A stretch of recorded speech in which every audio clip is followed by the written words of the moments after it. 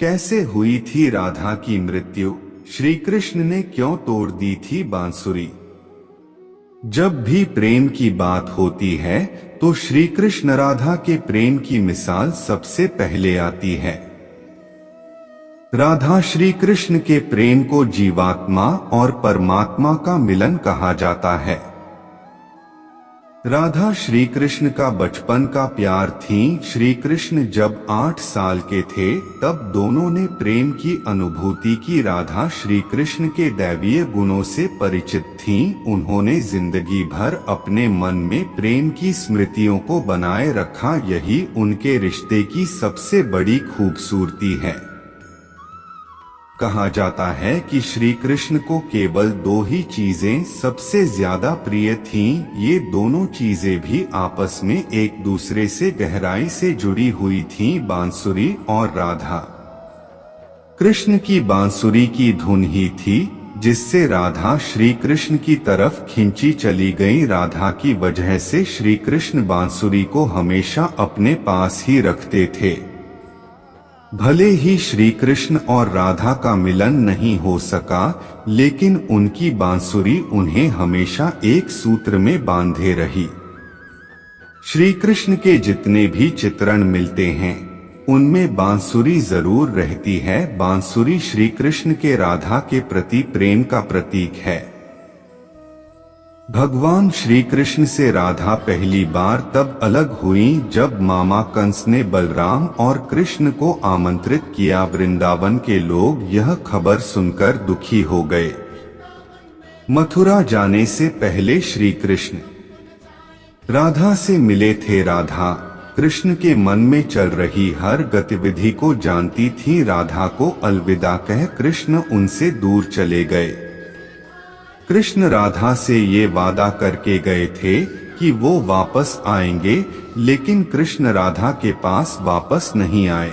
उनकी शादी भी रुक्मिणी से हुई। रुक्मिणी ने भी श्री कृष्ण को पाने के लिए बहुत जतन किए थे।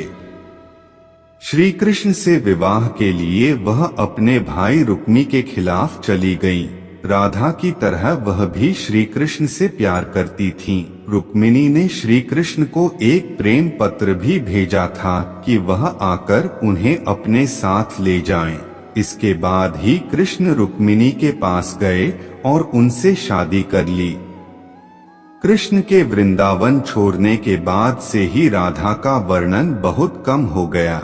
राधा और कृष्ण जब आखिरी बार मिले थे तो राधा ने कृष्ण से कहा था कि भले ही वो उनसे दूर जा रहे हैं, लेकिन मन से कृष्ण हमेशा उनके साथ ही रहेंगे।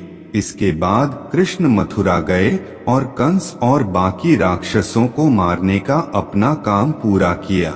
इसके बाद प्रजा की रक्षा के लिए कृष्ण द्वारका चले गए और द्वारकाधीश के नाम से लोकप्रिय हुए। जब कृष्ण वृंदावन से निकल गए तब राधा की जिंदगी ने अलग ही मोड़ ले लिया था। राधा की शादी एक यादव से हो गई। राधा ने अपने दाम्पत्य जीवन की सारी रस्में निभाई और बूढ़ी हुई, लेकिन उनका मन तब भी कृष्ण के लिए समर्पित था। राधा ने पत्नी के तौर पर अपने सारे कर्तव्य पूरे किए। दूसरी तरफ श्री कृष्ण ने अपने दैवीय कर्तव्य निभाए। सारे कर्तव्यों से मुक्त होने के बाद राधा आखिरी बार अपने प्रियतम कृष्ण से मिलने गईं।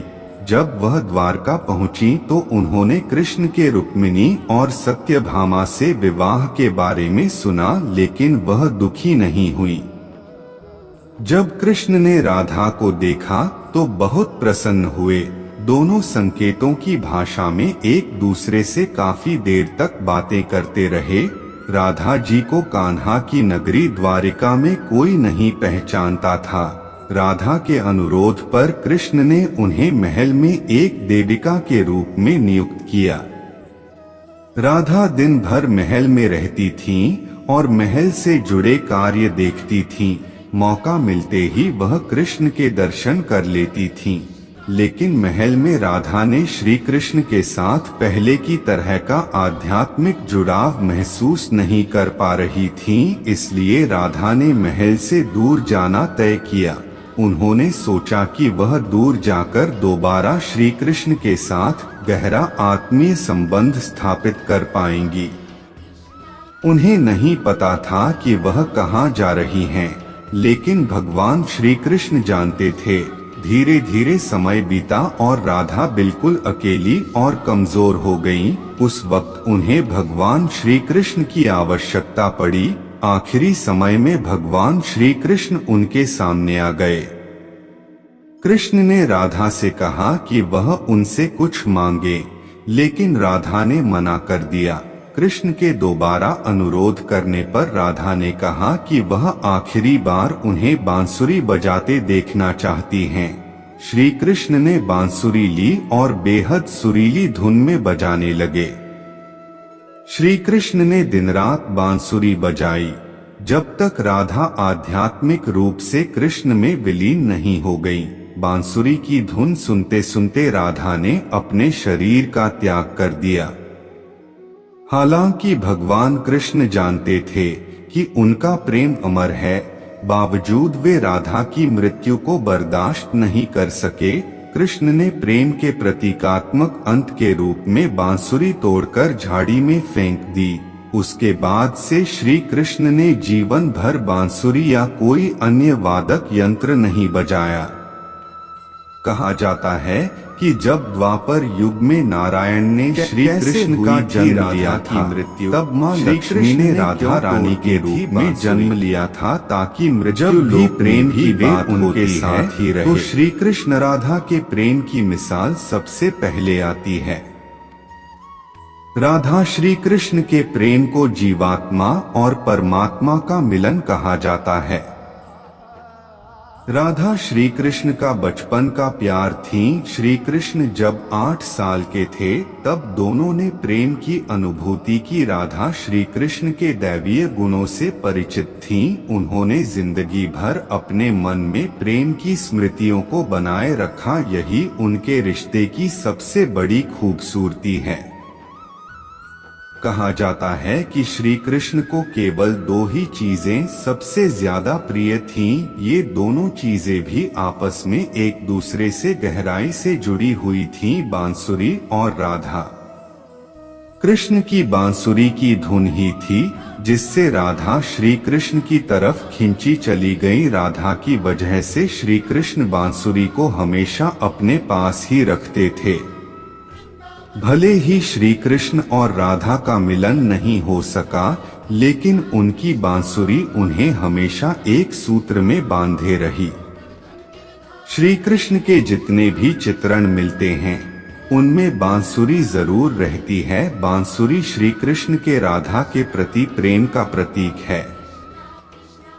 भगवान श्री कृष्ण से राधा पहली बार तब अलग हुई जब मामा कंस ने बलराम और कृष्ण को आमंत्रित किया। वृंदावन के लोग यह खबर सुनकर दुखी हो गए। मथुरा जाने से पहले श्री कृष्ण राधा से मिले थे। राधा कृष्ण के मन में चल रही हर गतिविधि को जानती थी। राधा को अलविदा कह कृष्ण उनसे दूर चले गए। कृष्ण राधा से ये वादा करके गए थे कि वो वापस आएंगे, लेकिन कृष्ण राधा के पास वापस नहीं आए। उनकी शादी भी रुक्मिणी से हुई। रुक्मिणी ने भी श्री कृष्ण को पाने के लिए बहुत जतन किए थे। श्री कृष्ण से विवाह के लिए वह अपने भाई रुक्मी के खिलाफ चली गईं। राधा की तरह वह भी श्री कृष्ण से प्यार करती थीं। रुक्मिणी ने श्री कृष्ण को एक प्रेम पत्र भी भेजा था कि वह आकर उन्हें अपने साथ ले जाएं। इसके बाद ही कृष्ण रुक्मिणी के पास गए और उनसे शादी कर ली। कृष्ण के वृंदावन छोड़ने के बाद से ही राधा का वर्णन बहुत कम हो गया। राधा और कृष्ण जब आखिरी बार मिले थे तो राधा ने कृष्ण से कहा था कि भले ही वो उनसे दूर जा रहे हैं, लेकिन मन से कृष्ण हमेशा उनके साथ ही रहेंगे। इसके बाद कृष्ण मथुरा गए और कंस और बाकी राक्षसों को मारने का अपना काम पूरा किया। इसके बाद प्रजा की रक्षा के लिए कृष्ण द्वारका चले गए और द्वारकाधीश के नाम से लोकप्रिय हुए। जब कृष्ण वृंदावन से निकल गए तब राधा की जिंदगी ने अलग ही मोड़ ले लिया था। राधा की शादी एक यादव से हो गई। राधा ने अपने दाम्पत्य जीवन की सारी रस्में निभाई और बूढ़ी हुई, लेकिन उनका मन तब भी कृष्ण के लिए समर्पित था। राधा ने पत्नी के तौर पर अपने सारे कर्तव्य पूरे किए, दूसरी तरफ श्री कृष्ण ने अपने दैवीय कर्तव्य निभाए। सारे कर्तव्यों से मुक्त होने के बाद राधा आखिरी बार अपने प्रियतम कृष्ण से मिलने गईं। जब वह द्वारका पहुंची तो उन्होंने कृष्ण के रुक्मिणी और सत्यभामा से विवाह के बारे में सुना, लेकिन वह दुखी नहीं हुई। जब कृष्ण ने राधा को देखा तो बहुत प्रसन्न हुए। दोनों संकेतों की भाषा में एक दूसरे से काफी देर तक बातें करते रहे। राधा जी को कान्हा की नगरी द्वारिका में कोई नहीं पहचानता था। राधा के अनुरोध पर कृष्ण ने उन्हें महल में एक देविका के रूप में नियुक्त किया। राधा दिन भर महल में रहती थीं और महल से जुड़े कार्य देखती थीं। मौका मिलते ही वह कृष्ण के दर्शन कर लेती थीं। लेकिन महल में राधा ने श्री कृष्ण के साथ पहले की तरह का आध्यात्मिक जुड़ाव महसूस नहीं कर पा रही थीं, इसलिए राधा ने महल से दूर जाना तय किया। उन्होंने सोचा कि वह दूर जाकर दोबारा श्री कृष्ण के साथ गहरा आत्मीय संबंध स्थापित कर पाएंगी। उन्हें नहीं पता था कि वह कहाँ जा रही हैं, लेकिन भगवान श्री कृष्ण जानते थे। धीरे धीरे समय बीता और राधा बिल्कुल अकेली और कमजोर हो गईं। उस वक्त उन्हें भगवान श्री कृष्ण की आवश्यकता पड़ी। आखिरी समय में भगवान श्री कृष्ण उनके सामने आ गए। कृष्ण ने राधा से कहा कि वह उनसे कुछ मांगे, लेकिन राधा ने मना कर दिया। कृष्ण के दोबारा अनुरोध करने पर राधा ने कहा कि वह आखिरी बार उन्हें बांसुरी बजाते देखना चाहती हैं। श्री कृष्ण ने बांसुरी ली और बेहद सुरीली धुन में बजाने लगे। श्री कृष्ण ने दिन रात बांसुरी बजाई, जब तक राधा आध्यात्मिक रूप से कृष्ण में विलीन नहीं हो गई।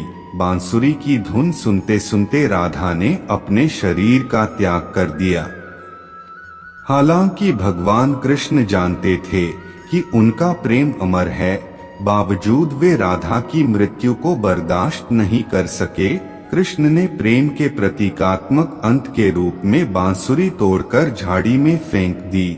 उसके बाद से श्री कृष्ण ने जीवन भर बांसुरी या कोई अन्य वादक यंत्र नहीं बजाया। कहा जाता है कि जब द्वापर युग में नारायण ने श्री कृष्ण का जन्म लिया था, तब माँ लक्ष्मी ने राधा रानी के रूप में जन्म लिया था, ताकि मृत्यु लोक में भी वे उनके साथ ही रहे।